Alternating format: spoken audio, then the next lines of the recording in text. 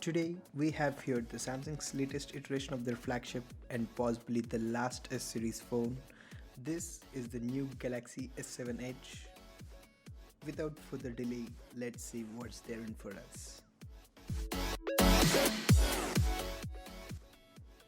Let's take a quick look at the back of the box. It has Qualcomm Snapdragon 820 chip. We have 4GB RAM, 5.5-inch Quad HD screen, 12MP dual pixel rear camera and 5 megapixel front camera. It is waterproof and dust proof.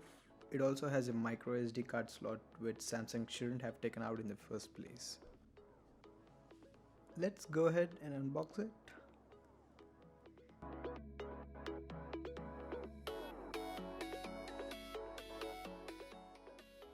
We can see the Samsung changed their boxing style. It's not the wood colored box which we generally see. This has much premium feel to it.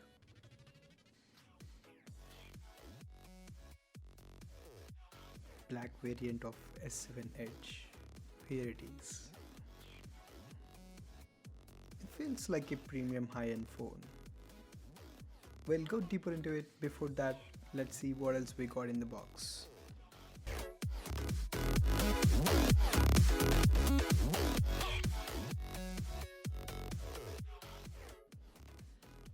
This is manual set and pin for the SIM slot.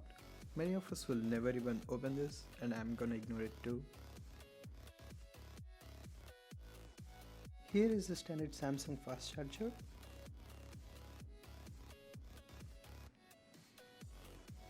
And then we have this small object. This is a micro USB connector. Basically the idea is you can connect two phones via USB cable and can transfer files, or you can use it for your external storage. It's a nice little thing to have.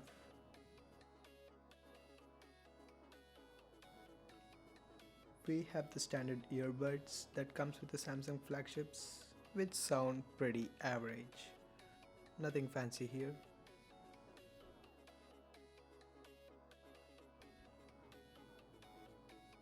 You can see the Qualcomm sticker here, which means it's powering Snapdragon 820.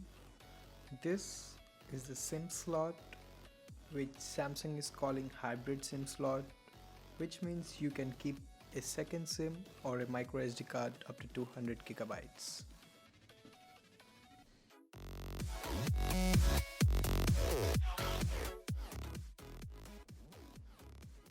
Phone looks beautiful from the first glance. Let's fire it up.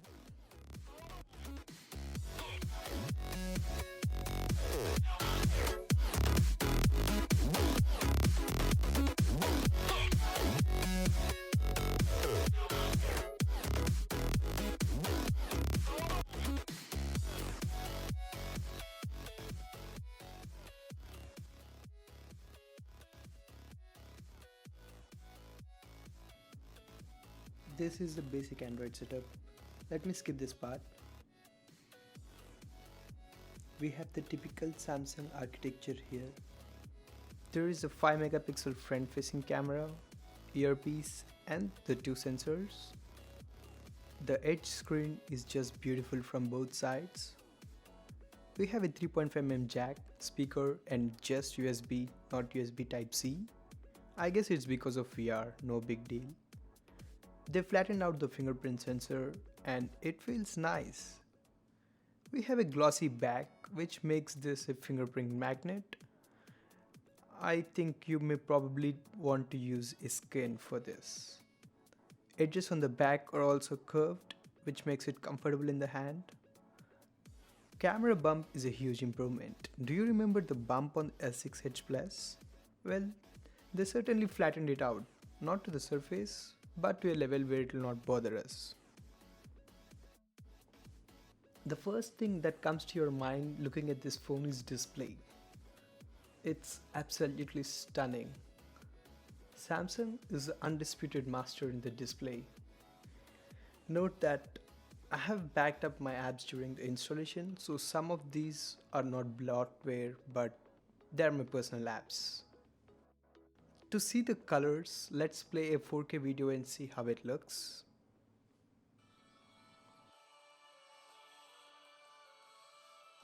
Wow, colors are saturated for sure, but this saturation is so pleasing to watch. There you have it.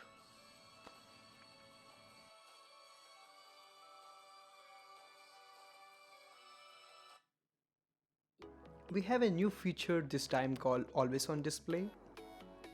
We can toggle this option in the notification bar. It gives you time, date and battery or calendar, or you can place an image. It doesn't take much battery at all. In fact, it took only 8% of my battery for an entire day.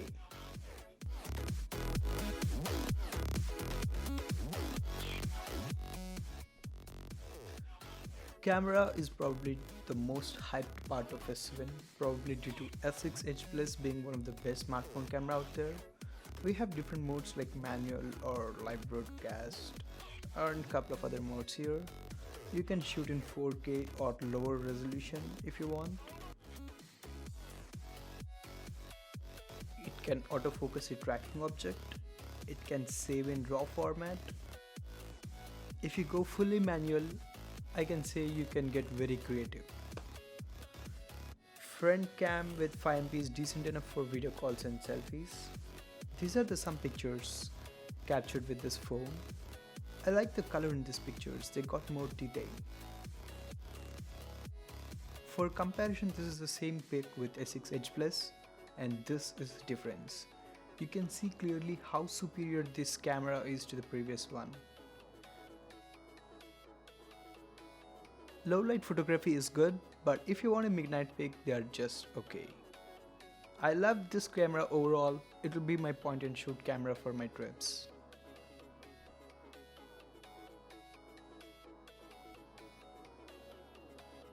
We have the flipboard briefing on the left side, which you can turn it off if you don't like. I can say reading any article on this screen is just a feast to eyes. Text is very sharp. It feels so good.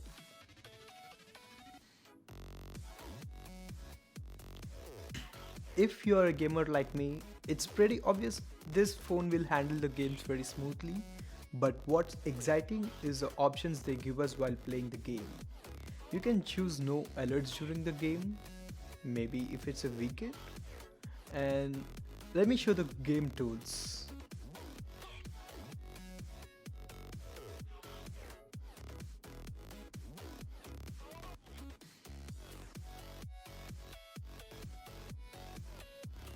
This orange bubble at the end, when you touch that, you can see the options they give us.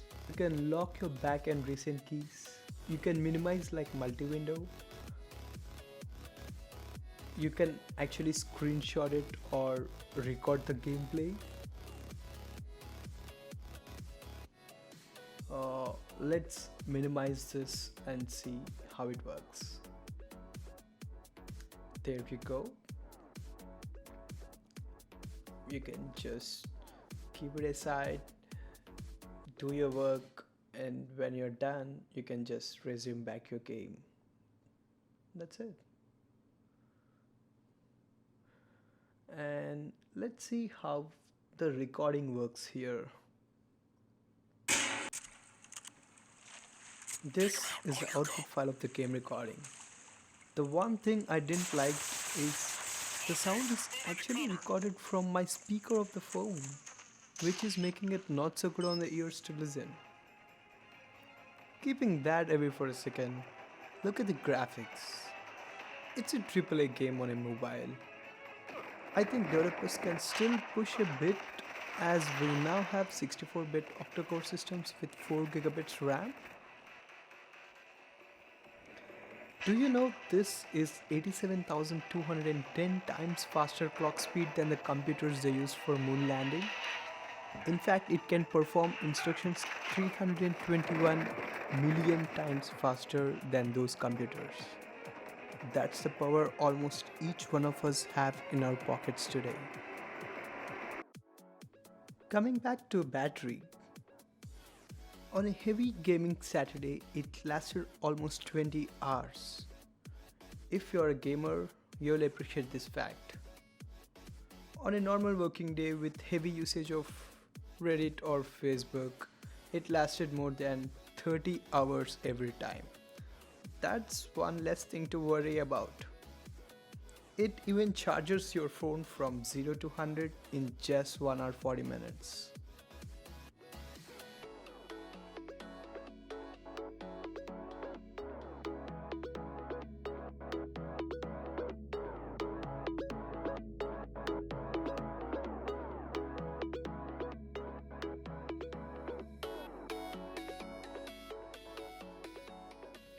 Finally, we knew this is water resistant and I want to drop this into a bowl of water for now, though I have many fun ideas later.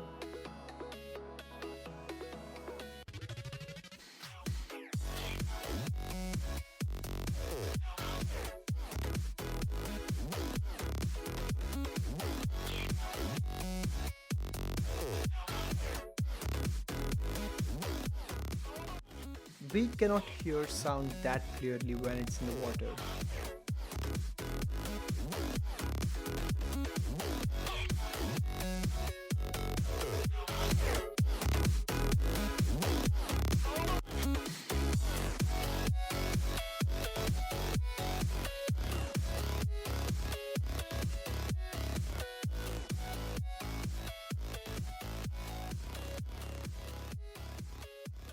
This is a good thing to play around with.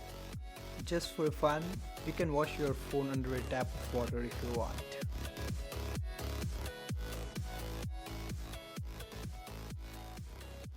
Okay, enough. S7 is awesome, I get it. But how superior it is to S6 Edge Plus? It has almost the same display, minor design differences. Is it really worth the upgrade? Here are my reasons for who want or don't want to buy the S7 Edge. I would say if you have greater than or equal to 3 want to buys, go for it. If you already have greater than or equal to 3 want to buys in your phone, or greater than or equal to 2 don't want to buys, you can drop it. If you ask me to close this review with one final phrase, I would say almost perfect.